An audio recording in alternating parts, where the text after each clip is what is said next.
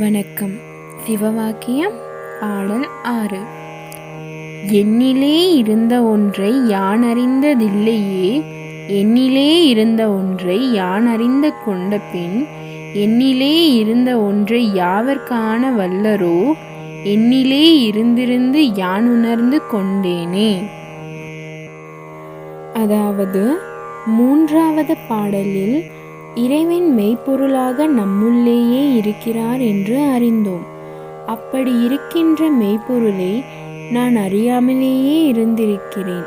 பின்னர் நிறைய ஆதாரங்கள் அறிமுகங்கள் கொண்டு நான் அறிந்து கொண்டு, என்னில் நான் அறிந்து கொண்டதை யாரெல்லாம் காண இயலுமோ, இப்பொழுது தியானித்து மெய்ப்பொருளான இறைவனை, இறைத்தன்மையை உணர்ந்து கொண்டேன் என்று சிவவாக்கியர் கூறுகிறார் என்பது இப்பாடல் உணர்த்தும் பொருள். நன்றி.